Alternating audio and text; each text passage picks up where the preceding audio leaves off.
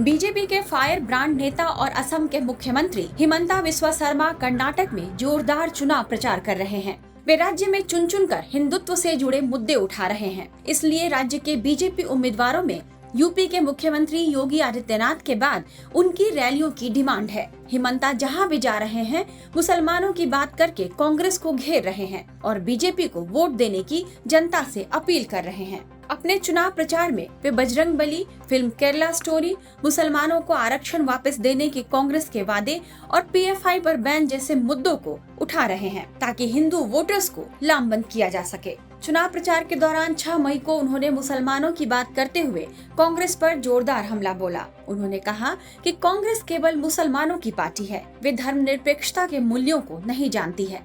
आज खाली कांग्रेस फंडामेंटलिस्ट मुसलमान का पार्टी बन के रह गया है। They do not represent the values of secularism anymore. Himanta ने कांग्रेस नेता डीके शिव कुमार और सिद्धारमैया पर भी जमकर निशाना साधा और कहा कि वे टीपू सुल्तान के परिवार से हैं। सुनिए उन्होंने क्या कहा। कि आपने तो नाम पढ़ा है सिद्धारमैया जी, नाम पढ़ा है डीके सुल्तान, डीके शिव कुमार जी।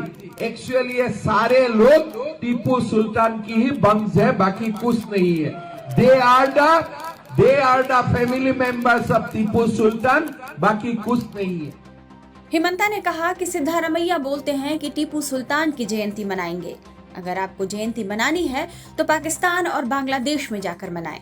उन्होंने लोगों को ये भी चेतावनी दी कि अगर कांग्रेस दोबारा सत्ता में आई तो कर्नाटक पीएफआई की घाटी बन जाएगा। आपको बता दें कि पिछले कुछ समय से बीजेपी में असम के मुख्यमंत्री हिमंता बिस्वा शर्मा का कद बढ़ा है। पार्टी में उनके बढ़ते कद और हैसियत का अंदाजा इस बात से लगाइए कि कर्नाटक में चुनाव की घोषणा से पहले ही बीजेपी ने उन्हें चुनावी रण में उतार दिया था। दरअसल बीजेपी राज्य में हार्ड हिंदुत्व के मुद्दे पर आगे बढ़ रही है और हिमंता अपनी पार्टी के इस कोर एजेंडे को लेकर चलने वाले प्रतिबद्ध नेताओं में एक बन गए हैं। इसलिए इस एजेंडे को लेकर अपनी आक्रामक शैली से वे राज्य में बीजेपी के पक्ष में चुनावी माहौल बना रहे हैं। उन्होंने अपने राज्य में अवैध मदरसों को गिराने से लेकर अवैध अप्रवासियों का मुद्दा जिस तरह से उठाया, वह बीजेपी के हिंदुत्व की राजनीति को भा रहा है। इसलिए हिमंता अपनी इस शैली का लाभ बीजेपी को कर्नाटक में दिलाना चाहते हैं।